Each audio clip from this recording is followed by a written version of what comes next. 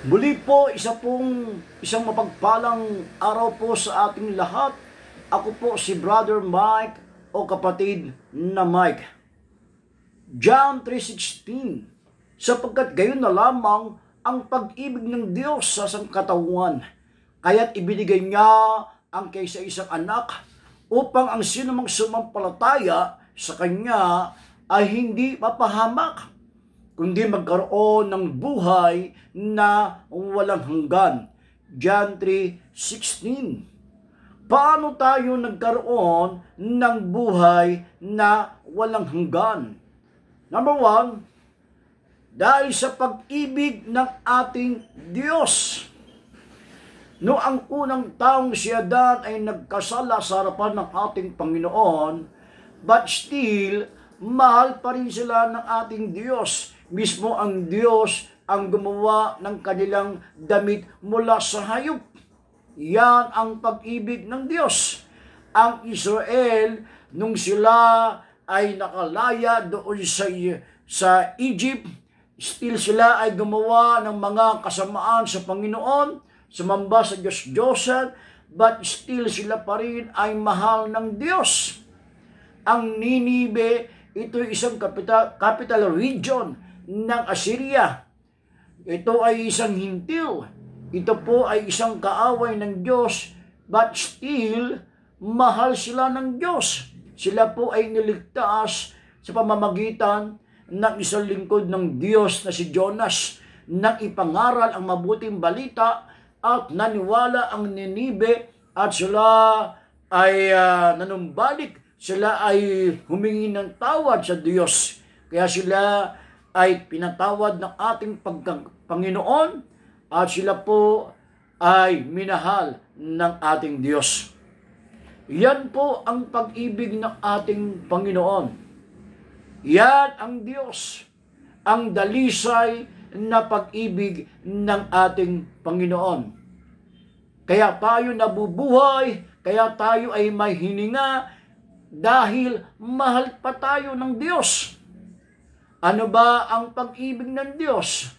Ayon po sa Isaiah 1:18, ang pag-ibig ng Diyos, kahit ikaw ay napakasama, kahit gaano ang ating mga pagkakasala, ang sabi ng ating Panginoon, Isaiah 1:18, tayo ay lumapit lang at patatawarin tayo ng ating Diyos. Gagawin niyang puti ang ating mga kasalanan. Siya ay may pusong dalisay. Kahit po ang alibugang anak, kahit ito ay umalis sa harapan ng kanyang ama, ito po ay pinatawad nang siya ay bumalik. Ganun po ang ating Diyos. Ang pusong dalisay ng ating Panginoon, ang pag-ibig ng Diyos sa atin. Kahit tayo minsan limiliko, kahit tayo minsan ay sumusuway, kahit tayo minsan ay nagkakasala, but still ang Diyos ay laging naghihintay sa atin na tayo ay bumalik, humingi ng tawad at manumbalik sa tamang Diyos. Iyan po, mga kapatid, ang pag-ibig ng Diyos. Ang pag-ibig ng Diyos ay may gawa. Hindi lamang puro salita ang pag-ibig ng Diyos, kundi ito po ay may ebidensya. Kaya ang pangalawa, ito ay ibinigay ng Diyos ang kanyang anak. Iyan po ang pangalawa kung paano po tayo ay nagkaroon ng kaligtasan. Hebreo 9:22, ang sabi ng ating Panginoon, kailangan mayroong dugo na isang dugong dalisay, isang dugong walang kasalanan, ang siyang pambayad ng ating mga kasalanan. Kaya ang Diyos, Hebreo 10:5, siya po ay gumawa ng isang katawan. At ito ay ipinanganak ni Maria sa Matthew 1:21 upang ito ang siyang maging pambayad. Ang kanyang dugo ay sabi sa Efeso 1:7, ang kanyang dugo ang siyang pambayad o patubos sa ating mga kasalanan. Ang kanyang dugo, ito ang dahilan para tayo ay mapatawad ng ating Panginoon. Salamat po sa Diyos, salamat sa kanyang pag-ibig, salamat sa kanyang anak na kanyang inialay. Ngayon, kung ang Diyos ay may ginawa para tayo ay mapatawad sa ating mga pagkakasala, ano ang ating response o dapat gawin sa kabutihan ng Diyos? Pangatlong salita ay yung sinasabing dapat tayo ay sumampalataya. Dapat tayong maniwala na may Diyos na tunay. Dapat tayong maniwala na mayroong Diyos na hindi nakikita. Dapat tayong maniwala na mayroong Diyos na buhay. At ang ating mga inaasahan, yung mga pangako ng Diyos, siya'y muling babalik upang tayo ay kuwanin at tayo ay isama doon sa kanyang piling.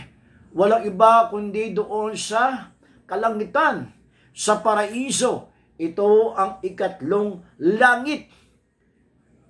Yan po ang dahilan, mga kapatid, na dapat po tayo ay sumampalataya sa Diyos at ang ating pananampalataya ay kailangan ito ay buhay.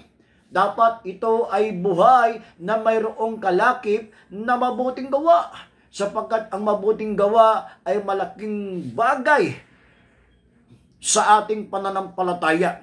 Sapagkat pagka ang ating pananampalataya ay nakita na mayroong gawang mabuti, ay tayo po ay babangon tungo sa buhay na walang hanggan. Ayon po yan sa John 5:29. Kaya salamat po sa Panginoon. Ito po ang mga dahilan kung bakit po tayo nagkaroon ng buhay na walang hanggan. Kung bakit po tayo naligtas.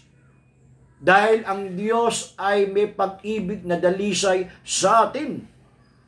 Ibinigay ng Diyos ang kanyang anak bilang handog upang tayo ay mapatawad sa ating mga pagkakasala. At tayo ay sumampalataya sa tunay na Diyos. At tayo ay gumawa ng kabutihan sa Diyos at sa ating kapwa. Salamat po. Muli, ito po si Brother Mike. God bless.